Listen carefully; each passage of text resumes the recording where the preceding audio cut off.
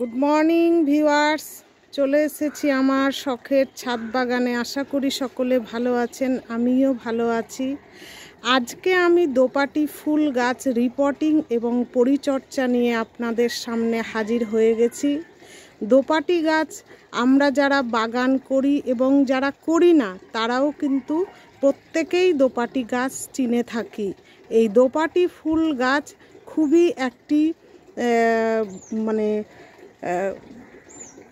লক্ষ্মীমন্ত গাছ, কারণ এই গাছ আমরা সারা বছর করতে পারি। এর জন্য বিশেষ কোনো পরিচর্যার প্রয়োজন হয় না। আপনি যে কোনো মাটিতে, বেলে দোআঁশ মাটি, এঁটেল মাটি, যে কোনো মাটিতে আমরা এই দোপাটি ফুল গাছ চাষ করতে পারি এবং এই গাছ সারা বছর আমাদের ফুল দিয়ে থাকে। যদিও এই গাছের রিপোর্টিং করার আদর্শ সময় হচ্ছে আগস্ট মাস, কিন্তু আমি যে দোপাটি ফুল গাছটি নিয়ে এসেছি সেটি হচ্ছে হাইব্রিড দোপাটি। এটা শীতকালে প্রচুর ফুল দিবে, সেপ্টেম্বর থেকে ফেব্রুয়ারি মাস পর্যন্ত প্রচুর ফুল দিয়ে যাবে। এই গাছ আমি নার্সারি থেকে একদম ছোট্ট একটি চারা নিয়ে এসেছিলাম।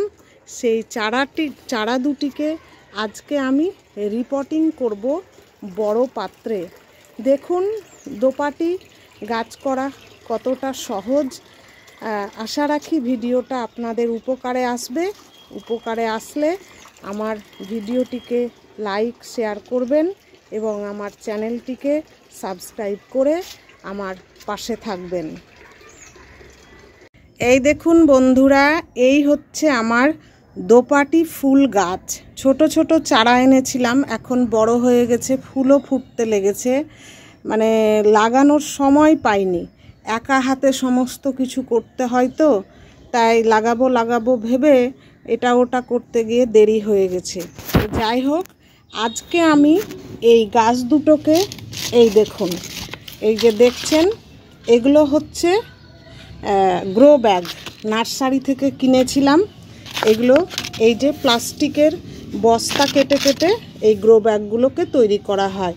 এটার সাইজ হচ্ছে 8 ইঞ্চি। এই 8 ইঞ্চি গ্রো ব্যাগের মধ্যে এই গাছ দুটো লাগাবো।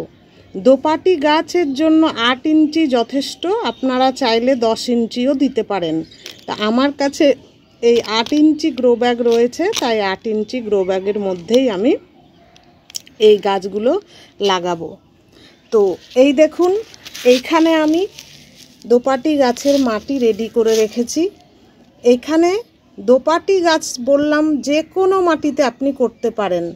তা আমি এখানে নিয়ে নিয়েছি 60% গার্ডেন সয়েল, 20% কাউ ডাং কম্পোস্ট এবং তার সঙ্গে 20% বালি। এখানে আপনি মাটিটা 70% পর্যন্ত নিতে পারেন। এছাড়া এই মাটিতে আমি আর কিছুই দেব না, চাইলে অল্প নিমখোল দেয়া যেতে পারে।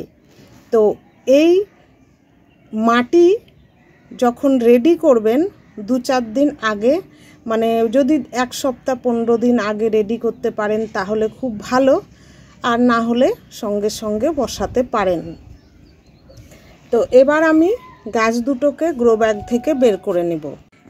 এই দেখুন, গাছ দুটো আমি গ্রো ব্যাগ থেকে বের করে নিয়েছি। এই কাজটি যখন করবেন একটু সাবধানে, কারণ এই দোপাটি গাছের কাণ্ড কিন্তু খুব নরম হয়, তাই যখন দোপাটি গাছের পরিচর্যা করবেন তখন একটু সাবধানে করবেন।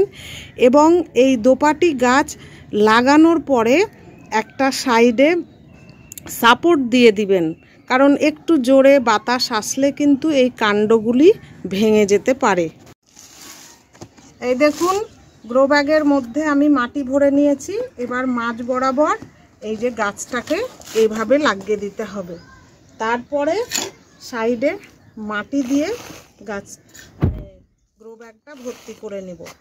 ভালো করে মাটিগুলোকে চেপে চেপে দিবেন যাতে ভেতরে কোনো রকম বাতাস না থাকে।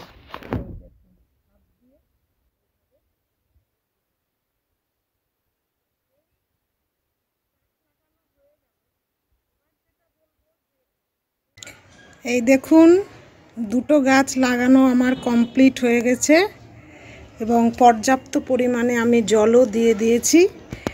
এবার এই গাছের পরিচর্যা সম্বন্ধে যেটা বলবো সেটা হচ্ছে এই গাছকে আপনারা সব সময় ফুল সানলাইটে রাখবেন। এই গাছ সূর্যালোক খুব পছন্দ করে, যদিও সেমি শেডেও এই গাছ করা যায়।